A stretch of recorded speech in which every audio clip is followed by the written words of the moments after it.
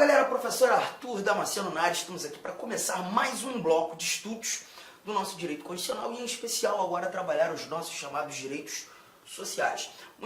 Vamos tratar desse tópico, mais um tópico no estudo dos direitos fundamentais, assunto que começa a ser trabalhado no artigo 6º da nossa Constituição e nós caminharemos até o artigo 11 da nossa Constituição, tratando assim dos chamados direitos sociais. Um ponto importante, eu já preciso trazer, é que esse assunto, quando cobrado em prova, em regra geral, é um assunto que é trabalhado de forma literal, buscando exigir do candidato conhecer a literalidade do texto constitucional. E por quê?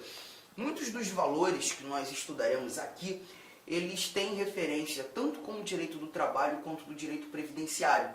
E nas provas de direito constitucional, é muito razoável que o examinador não aprofunde no âmbito trabalhista, não aprofunde no âmbito previdenciário e se atenha apenas àquelas informações categoricamente, genuinamente constitucionais. E isso nos conduz à literalidade do texto constitucional. Veremos isso no decorrer do estudo, inclusive quando nós chegarmos ao artigo 7º da Constituição, onde nós iremos encontrar os direitos trabalhistas destinados tanto aos trabalhadores urbanos quanto aos trabalhadores rurais e também, lá no finalzinho, parágrafo único do artigo 7º, aqueles direitos trabalhistas fundamentais que são destinados aos trabalhadores domésticos. O Constituinte também fez menção aos trabalhadores domésticos, inclusive um parágrafo que sofreu uma alteração muito grande, quando da PEC das domésticas, você lembra disso, lá no início dos anos de 2010, precisamente 2012, 2013, uma emenda constitucional fez uma alteração bem legal, trazendo vários outros direitos fundamentais a serem destinados aos trabalhadores domésticos. Não, bom, vamos lá. Vamos começar aqui então a nossa brincadeira.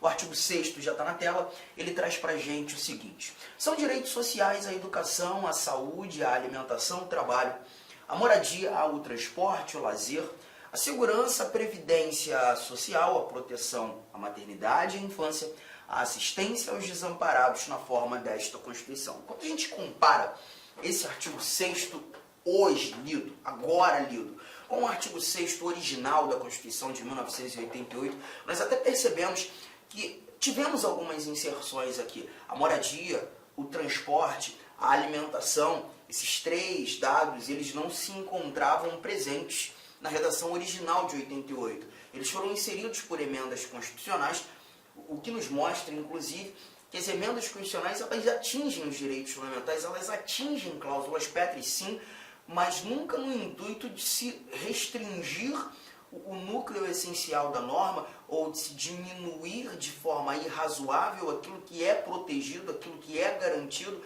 justamente em decorrência do princípio da proibição do retrocesso. Tá? Agora, emendas constitucionais podem, sim, inserir novos valores no texto constitucional. Emendas constitucionais podem agregar informações. Isso naturalmente acontece. E o artigo 6º traz muitos direitos sociais em espécie. Aqui nós estamos examinando os chamados direitos sociais em espécie. E quando nós falamos dos direitos sociais em espécie, é levar em consideração que aqui importantíssimo decorarmos todos esses dados aqui apresentados. Bom, muita coisa, né? E aí a gente já traz aquela nossa telinha em branco para esquematizar uma mnemônica para facilitar a sua memorização. Você vai lembrar daqueles três amigos lá de antigamente, né? Que a gente muitas vezes, quando aquele ambiente nostálgico, né? A gente fica pensando, caramba, como é que deve estar o Edu? Como é que deve estar o Saul? Como é que está o Assis, hein? Aqueles meus três amigos de infância. Pois é, esses três nomes, gente. O Edu, o Saul e o Assis. Eu quero que você guarde esses três nomes. E lembrar que o Edu mora ali, o Saul trabalha lá, transportando, e o Assis prossegue preso. São essas as três frases que você vai levar justamente para o seu esquema mnemônico para facilitar a memorização de todos esses chamados direitos sociais. Arthur, eu só não entendi o que significam essas três frases. Simples demais, olha aqui, ó. Educação, moradia, alimentação, saúde, trabalho, lazer, transporte, a assistência aos desamparados. E quando tratando da assistência aos desamparados, eu faço um primeiro grifo, assistência aos desamparados, a pro de proteção à maternidade e à infância, a segurança, e encerramos com a previdência social. Bom, os meus asteriscos aqui, justamente para tratar da assistência aos desamparados, e trazer o nosso pró de proteção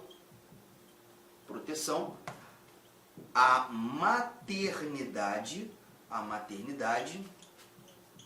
e à infância. Esses são os dados apresentados no nosso artigo 6º. Cuidado com um detalhe, só para agregar valor àquela minha fala anterior, as questões de direitos sociais, elas são sempre muito literais.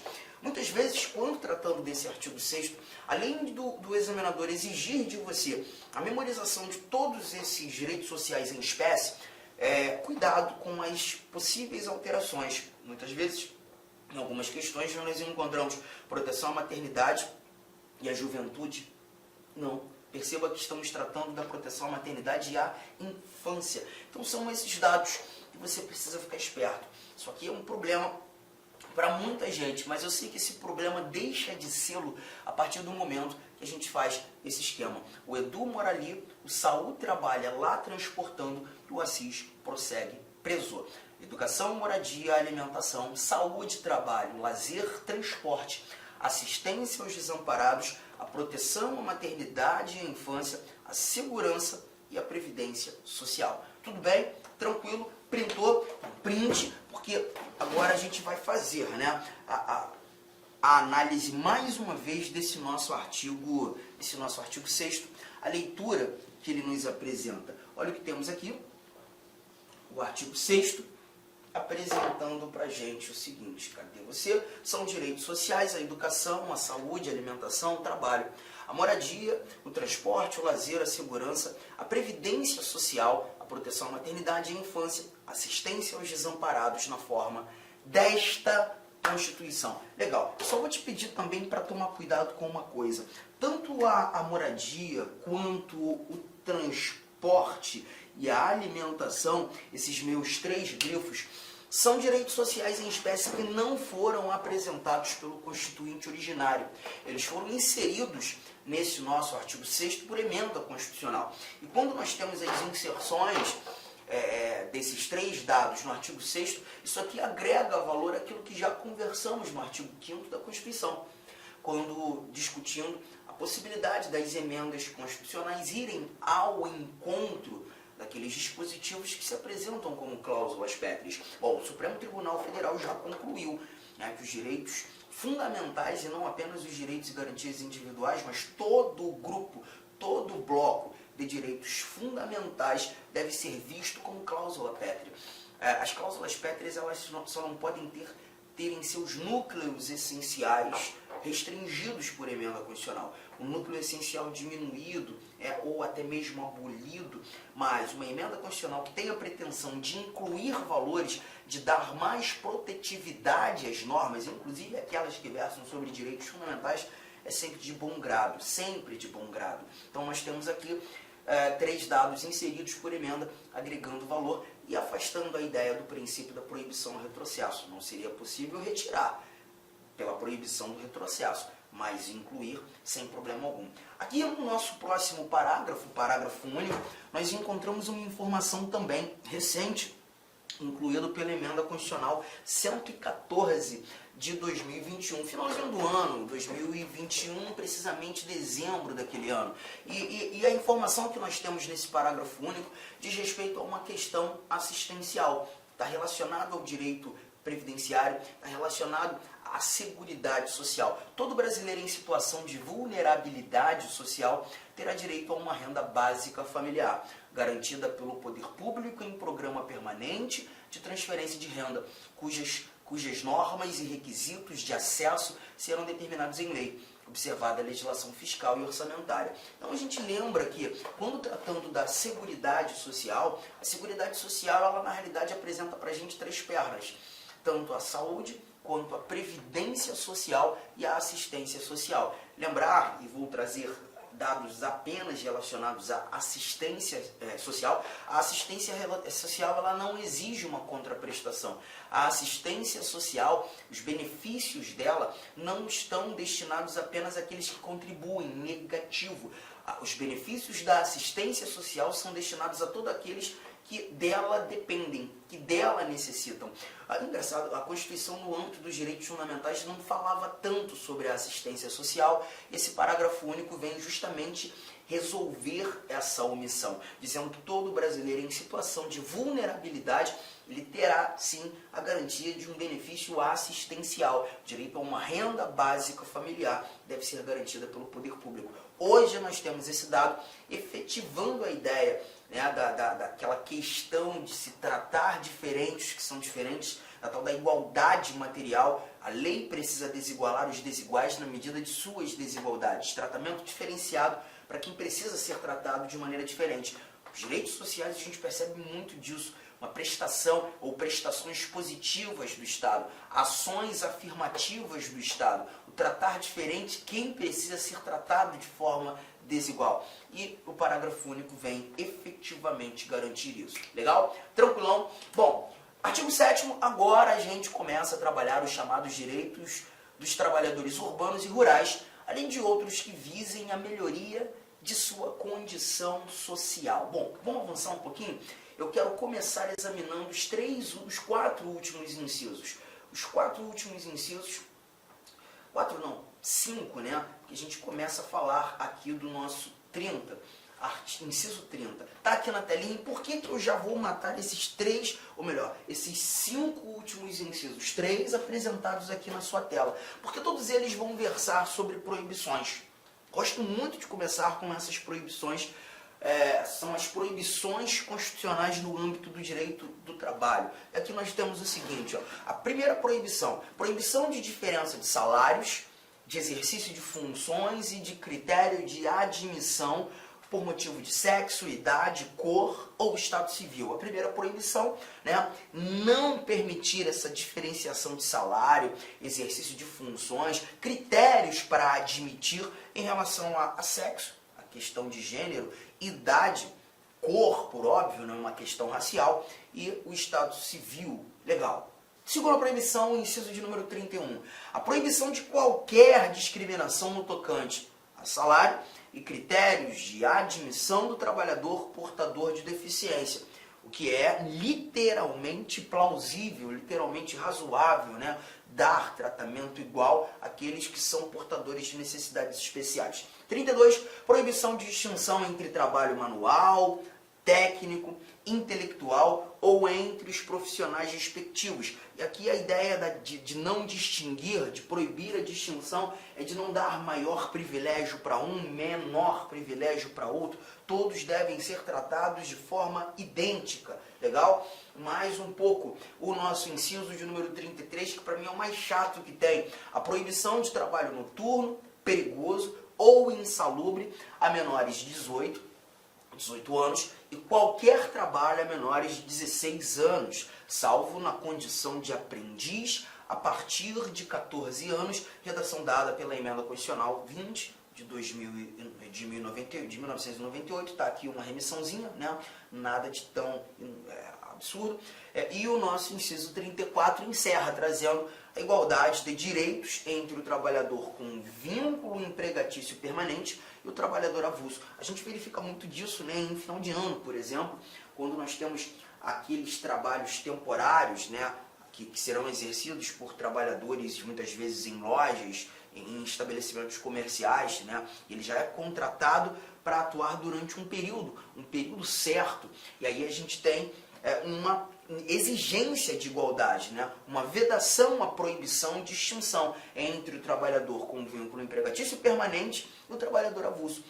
Ponto importante, ainda que o inciso 34 não tenha iniciado com a redação proibição, A gente verifica que aqui, quando da exigência de uma igualdade de direitos, nós temos a ideia de se proibir distinção de direitos. Então, por isso digo ser um grupo de proibições. Bom, te falei que o inciso 34 para mim é o mais chato de todos. E é o que muitas vezes perturba o candidato quando da análise de uma questão. Nós vimos 3 idades sendo citadas aqui: 18, 16, 14. E as questões costumam fazer aquela miscelânea, costumam fazer aquela mistureba, trazer as idades de forma equivocada, ou até mesmo estabelecer aquilo que está entre as idades de forma equivocada. Como é que você vai fazer para resolver teu problema? Telinha em branco, como de praxe, e lançar aquelas 3 idades. Bateu o branco, você vai lançar os 18, os 16 e os 14, tá? 18,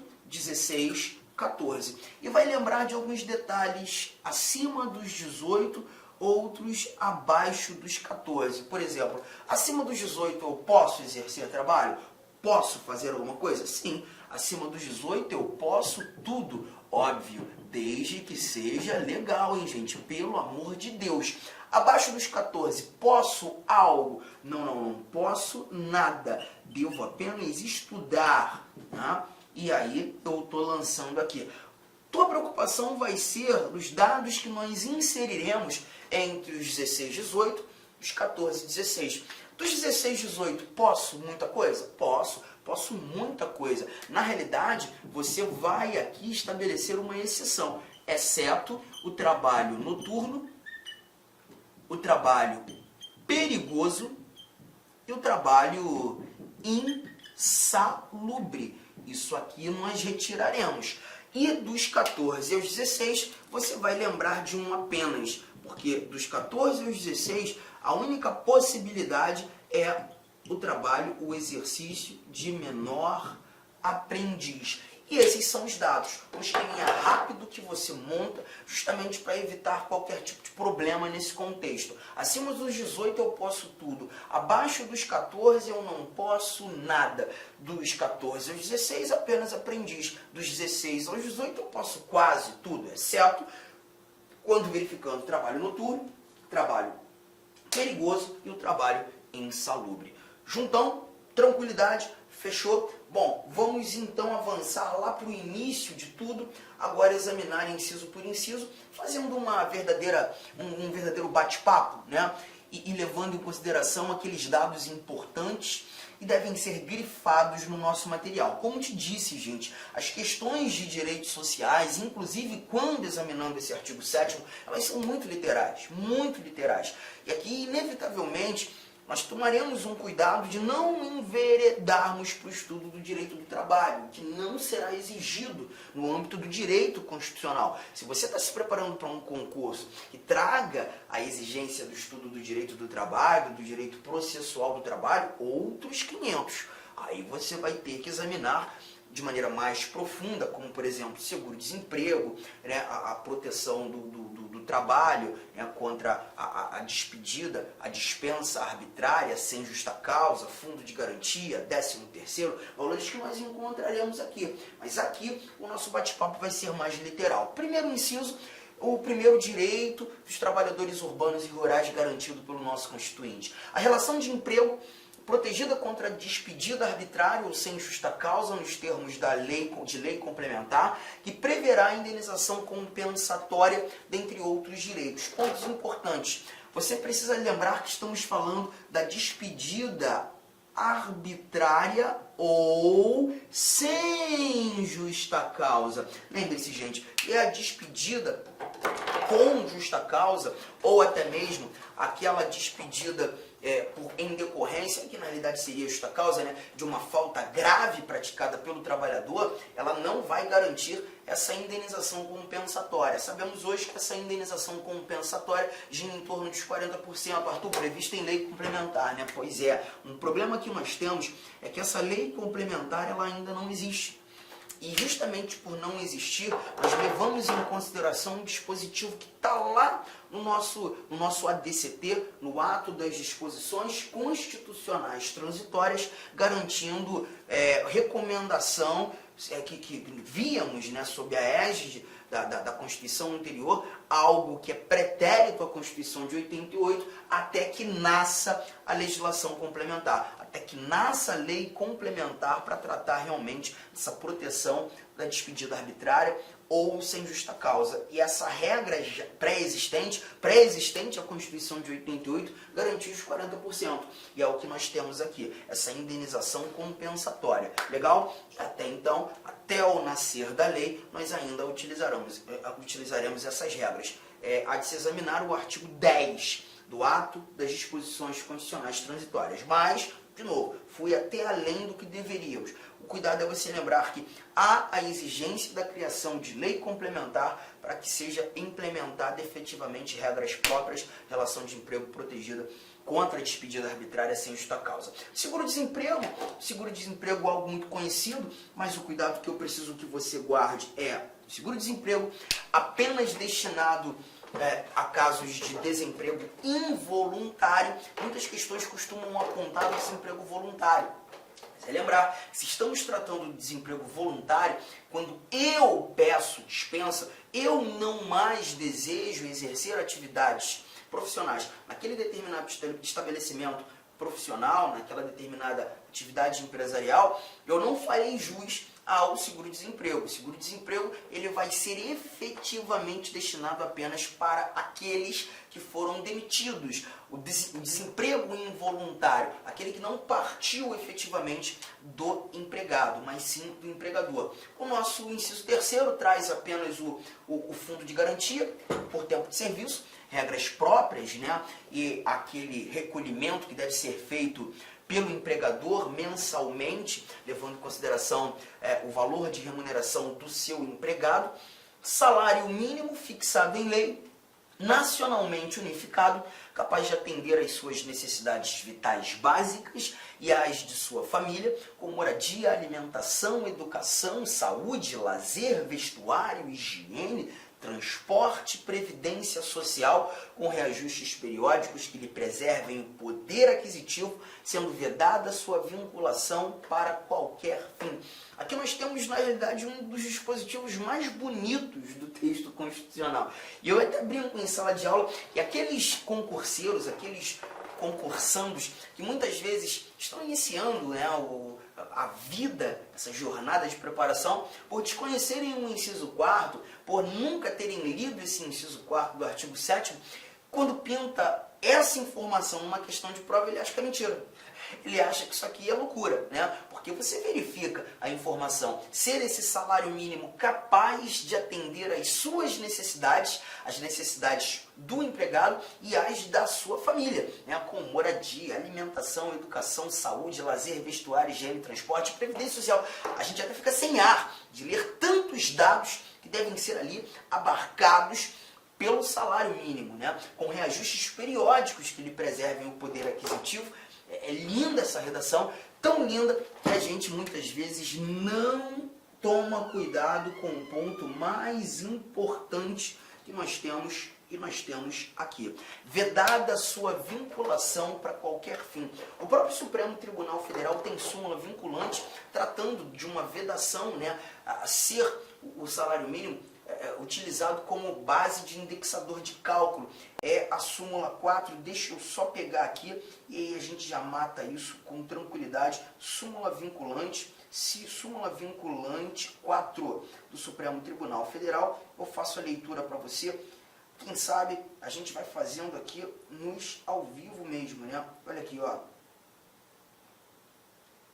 Súmula vinculante 4. Salvo nos casos previstos na Constituição, o salário mínimo não pode ser usado como indexador de base de cálculo de vantagem de servidor público ou de empregado, nem ser substituído por decisão judicial. Então, primeiro, cuidado, a súmula ela traz um salvo no primeiro instante, salvo nos casos previstos na Constituição. Então é importante lembrar que se, por exemplo, porventura, surgir, e isso a partir de 1988, um determinado benefício assistencial, um determinado benefício previdenciário, um determinado... Olá, meus amigos, minhas amigas. Inicialmente eu peço licença a vocês, pois interrompi os seus estudos, mas essa videoaula é uma videoaula demonstrativa para você conhecer o nosso curso aqui da La Concursos.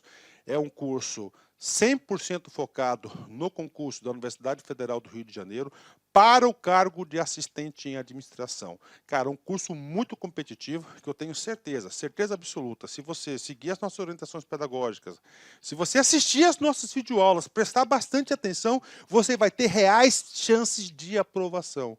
O que você estuda vai ser aquilo que vai ser cobrado na prova. Professor, quanto custa, professor, o restante dessa videoaula e muito mais, né? Você apenas R$ 39,90, R$ 39,90 você vai ter esse curso aí, que vai ser um divisor de águas, né, para o cargo de assistente em administração, de acordo com o edital 491. Dá tempo de estudar? Sim. Curso 100% EAD, nós temos uma metodologia, o nosso site não joga somente as aulas para vocês, nós orientamos que os alunos estudam via o Personal Coach, que é o cronograma na qual eu produzo esse cronograma para vocês. Pessoalmente, eu faço aqui o pedagógico da La Concurso para fazer a diferença. Bacana? Gostou? Tem um link aqui embaixo. Clique nesse link, venha estudar com a gente para o concurso da Universidade Federal do Rio de Janeiro. Forte abraço, fique com Deus. Tchau, tchau.